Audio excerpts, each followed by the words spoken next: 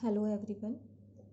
आज mechanics of grinding discuss करने जा रहे हैं। इससे पहले हम लोगों ने ग्राइंडिंग प्रोसेस देखा है, टाइप्स ऑफ ग्राइंडिंग मशीन भी देखा है, जैसे surface grinding, cylindrical grinding, centreless grinding. इसके नोट्स भी प्रोवाइड किए हैं। तो सरफेस ग्राइंडिंग के केस में चिप थिकनेस देखेंगे, चिप लेंथ देखेंगे। सबसे पहले ये प्रोसेस देखें। हमारा जो ग्राइंडिंग व्हील होता है उसमें सिंगल जो इंडिविजुअल ग्रिट होती है या इंडिविजुअल ग्रेन है वो हमारा कटिंग टूल की तरह काम करता है। एक डायग्राम में भी हमने शो किया है कि ये ग्राइंडिंग व्हील है, ये हमारा ग्रेन्स हैं। ग्रेन्स जो हैं, एक सिंगल ग्रेन भी हमारा कटिंग टूल की तरह वर्क कर रहा है, वो भी हमारा मटेरियल को रिमूव कर रहा है। चिप थिकनेस फाइंड करने के लिए और चिप लेंथ फाइंड करने के लिए हमने कंसीडर कर रखा है, ये हमारा वर्क पीस है और सिंगल ग्रेन से जो कटिंग एक्शन हो रहा है उसको इस डायग्राम में दिखाया गया है। पॉइंट सी से कटिंग एक्शन स्टार्ट हो रहा है और जो चिप का फॉर्मेशन है वो हमारा ए तक जा रहा है, यानी हमारा ए सी जो है ये चिप लेंथ हो गई। पूरा जो चिप का साइज़ है वो है ए, बी एंड सी, जो डायग्राम में दिखाया गया है। ये हमारा सेंटर पॉइंट है, जो ग्राइंडिंग व्हील है उसका सेंटर है। जैसे हमारा ये ग्राइंडिंग व्हील था तो इसका सेंटर पॉइंट ये वो दिखाया गया। ग्राइंडिंग व्हील का डायमीटर कैपिटल डी से डिनोट कर रहे हैं। डी हमारा डेप्थ ऑफ कट है, ये वर्क पीस था, इसको डी डेप्थ तक कटिंग की गई है तो डी क्या है, डेप्थ ऑफ कट है। एल एस चिप थिकनेस को डिनोट कर रहा है। डायग्राम में देखें तो ए सी, अभी मैंने बताया कि सी पॉइंट से कटिंग एक्शन स्टार्ट हुआ था और जिस तरीके से ये व्हील रोटेट हुआ है तो ए पॉइंट तक हमारा चिप कट होकर के बाहर आ रही है। सी ए बी चिप को डिनोट कर रहा है। तो इस केस में हमारा जो ए सी आर्क लेंथ ए सी है वो हमारा चिप लेंथ है, जिसको एल एस से डिनोट किया गया है। V work speed of work piece है, वर्क पीस की स्पीड है।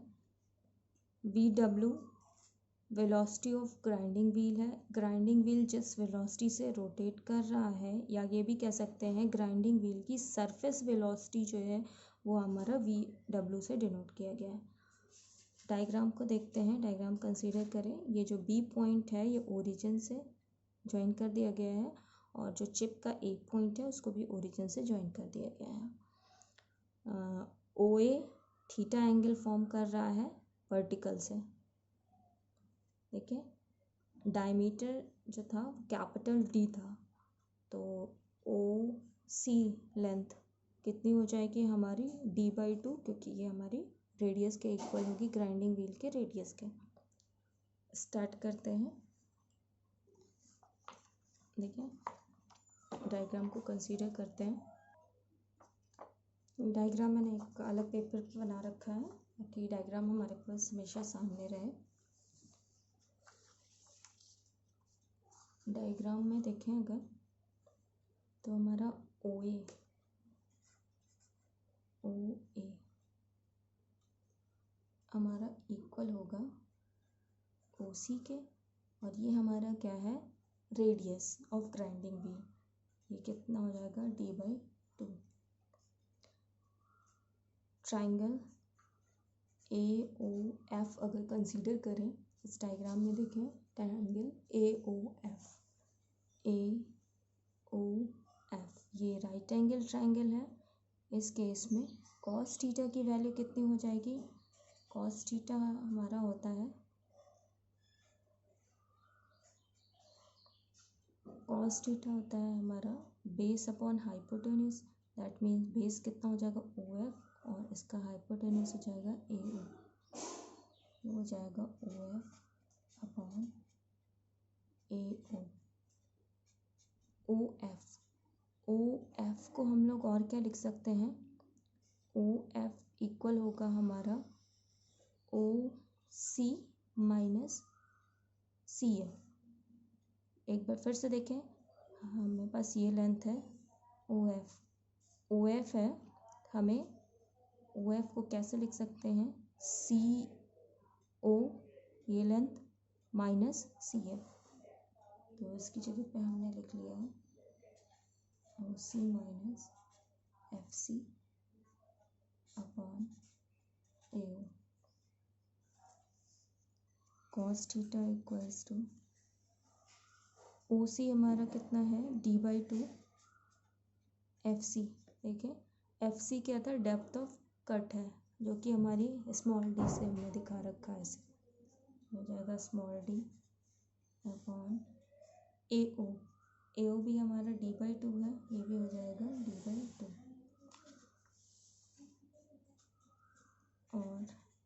और कैसे कर सकते हैं, cos theta is equals to d/2 से इसको सेपरेट कर लें, d/2 से d/2 cancel, minus d upon d/2, that means ये आ जाएगा 1 minus d upon d/2।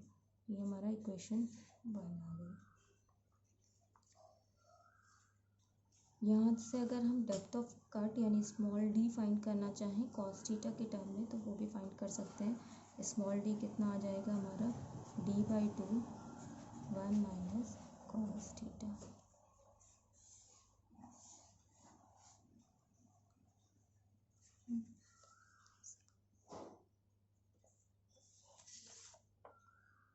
Now in figure A O F, दोबारा से देखें इसी ट्रायंगल में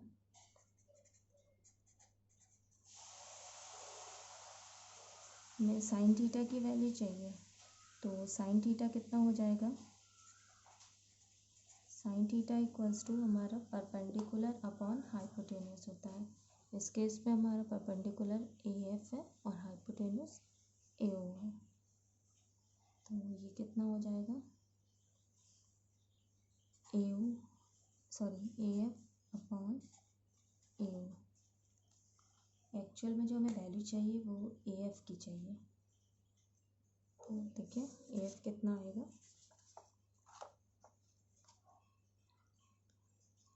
ए एफ इज इक्वल्स टू, यहाँ देखिएगा साइन थीटा हमारा ए एफ अपॉन ए ओ था, ए एफ इक्वल्स टू हो जाएगा A O sine theta, A F equals to A O sine theta. A O कितना है d/2, यहाँ पे देखिए ए ओ या डायग्राम में देख सकते हैं, ए ओ जो है हमारा रेडियस था, जो कि हमारा हो जाएगा d/2 साइन थीटा को हम लोग और क्या लिख सकते हैं, √1 माइनस कॉस स्क्वायर थीटा। ये टिक्नोमेट्री में पढ़े होंगे आप लोगों ने फॉर्मूले। यहाँ पे हम इक्वेशन 1 से कॉस थीटा की वैल्यू पुट कर दें, तो क्या हो जाएगा A F equals to d/2 1 minus cos square theta की वैल्यू हमारी इक्वेशन 1 में निकली थी, ये इसको यहाँ पे पुट कर देते हैं, 1 minus D upon d/2 square. A F equals to d/2 √1, इसको ब्रैकेट को ओपन कर ले अगर, तो आ जाएगा a माइनस बी का होल स्क्वायर, 1 का स्क्वायर 1 ही होगा, plus d square upon d²/4 minus 2ab होता है 2 into 1 into d upon d/2 bracket close. यहाँ से क्या आ जाएगा, ए एफ इक्वल्स टू आ जाएगा d/2 √1, इसको ओपन कर ले, -1 प्लस ये 4 ऊपर चला जाएगा, 4d² अपॉन कैपिटल D², यहाँ पे देखें -2 small d upon capital D, और ये जो हमारा डिनोमिनेटर का 2 था ये ऊपर आ जाएगा इंटू 2, 1 से 1 cancel, A F equals to d/2 √4 sorry, symbol change होने थे, यहाँ पे माइनस होगा तो plus, -4d² upon d², positive में 2 2 जा 4, d upon capital D।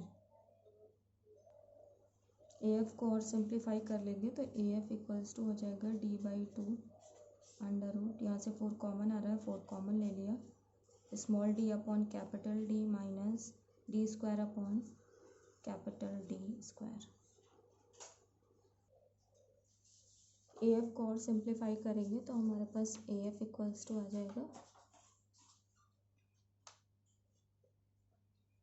d/2 under root, 4 common लिया था हमने इसमें से, तो आया था d upon capital D minus d² upon capital D²। यहाँ से हमारा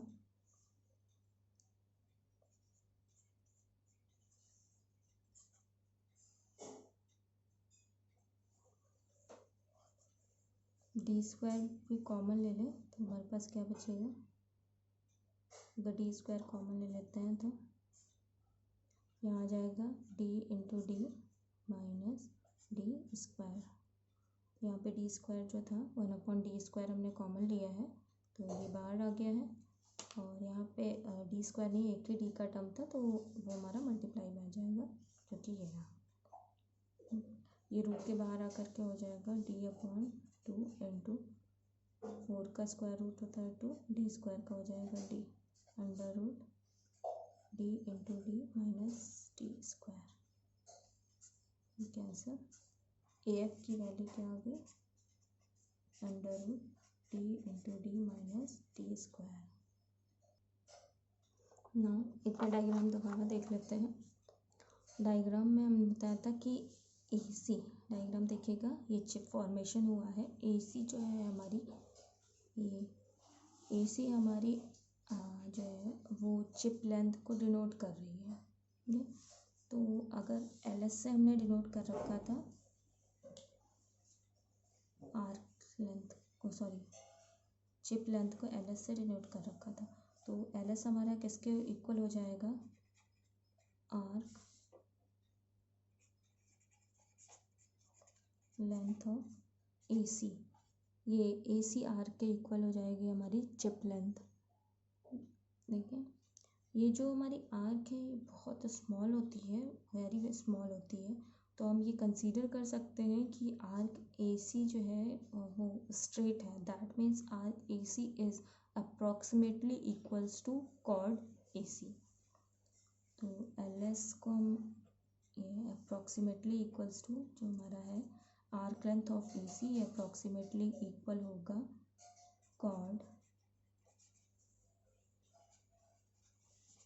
length of AC, that mean LS equals to हमारा आ जाएगा अप्रॉक्सीमेटली AC के इक्वल। देखिए इस डायग्राम में ट्रायंगल AFC को देखें तो हमारा ये AC हाइपोटेन्यूज एंगल, ये F पॉइंट पे जो एंगल फॉर्म हो रहा है ये 90 है, और AC क्या है, हाइपोटेन्यूज है, तो हमारा AC कितना हो जाएगा, AF² प्लस FC², हमारा ये कितना हो जाएगा, under root AF² plus FC², ठीक है। अब AF की बात करें, AF कितना होगा, AF तो हमने ऑलरेडी निकाल रखा था, यहाँ पे देखिए AF, तो इसकी वैल्यू पुट कर देते हैं, AF² यानी अंडर रूट हट जाएगा, D minus D² plus FC²। तो डायग्राम में देखें FC किसके इक्वल होगा, ये हमारा क्या था, डेप्थ ऑफ कट यानी स्मॉल d स्क्वायर, ये कैंसिल हो गया, यानी LS की वैल्यू कितनी आ गई हमारी, S is equals to under root D by under root D into D. ये आ गई चिप लेंथ। ये चिप लेंथ जो है ये तभी वैलिड है जब हमारा small V is less than होगा V W K. Small V हमारा वर्क पीस की वेलोसिटी थी और वी डब्ल्यू क्या था, surface velocity of grinding wheel. अगर वर्क पीस की velocity surface velocity of grinding wheel के लेस है तभी हमारी ये इक्वेशन वैलिड होगी। अदर केसेस में एक्सपेरिमेंटली फाइंड किया गया है कि जो एल एस होता है वो इक्वल होता है, इसके साथ में एक फैक्टर आ जाता है मल्टीप्लाई में 1 plus V upon V W, यानी इसका रेशियो। तो ये हो जाएगा 1 प्लस दोनों वेलोसिटीज़ का ratio small V upon V W into D. Other cases में ये फैक्टर हमारा मल्टीप्लाई में आ जाता है। तो हमारा चिप लेंथ आ गई L S equals to 1 plus V upon V W into root capital D into small D. This is chip length of chip length in case of surface grinding. इसके बाद maximum chip thickness find करनी है। Maximum chip thickness हम next video में आप लोगों को दिखाएंगे।